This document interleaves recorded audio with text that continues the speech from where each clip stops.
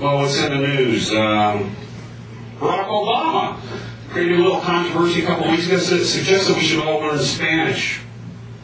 I gotta back him up on that one. You don't want to be like me. I know like one or two words, I'm always getting in trouble. So this new Mexican restaurant we have up in Lunenburg County. Whole section of the menu. Niños, niños, niños. I should have known that's the children's menu. I thought it was especially in the house. Hey, Carlos, bring me one of your niños. Muy picante.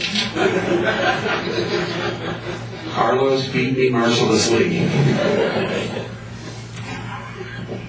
Then a guy from the kitchen came out and said he'd give me one for $200.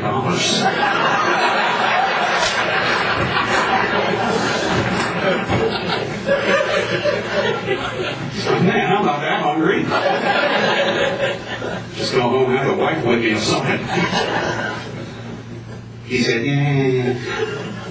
I didn't know you'd eat in my house. All right.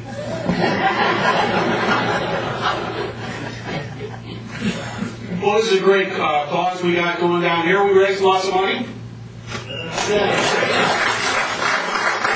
Give to the hurts, and please don't forget our friends over here behind the bar.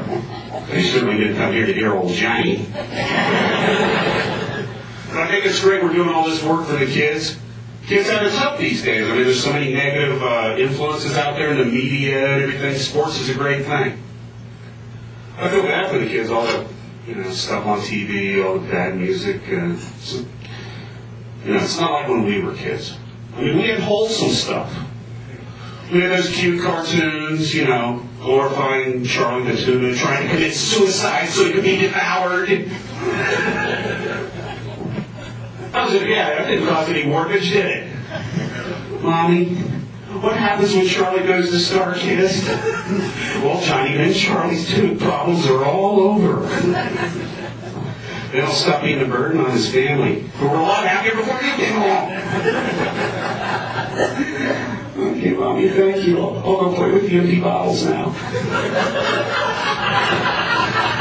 Okay, but don't trip over your father.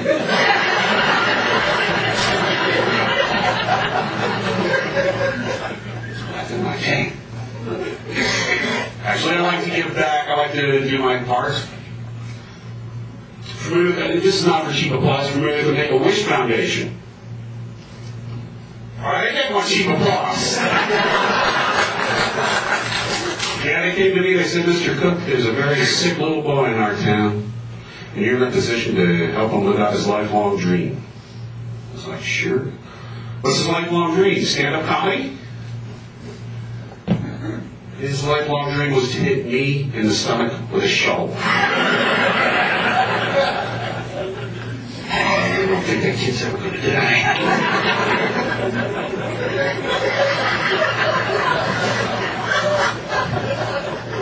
What else in the news? Texas used DNA evidence to find yet another poor guy was innocent, spent 14 years in prison. What I loved about this story, his wife stuck by him the whole time. Isn't that love? Isn't that beautiful? Cheap applause, please. It is. It's not very my wife. Oh, when I went to prison, she couldn't wait to divorce me. Because I went to prison because I shot her. Some people hold a grudge. Choke on incapable violence against any person, especially my lovely wife. Because theoretically it's possible, she went berserk and came at me with a weapon or something. Or she went berserk trying to use a remote control without permission. It's crazy talk. It could never happen.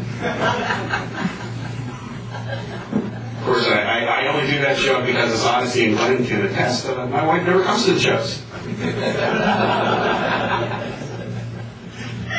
Sid, I could eat some rental property.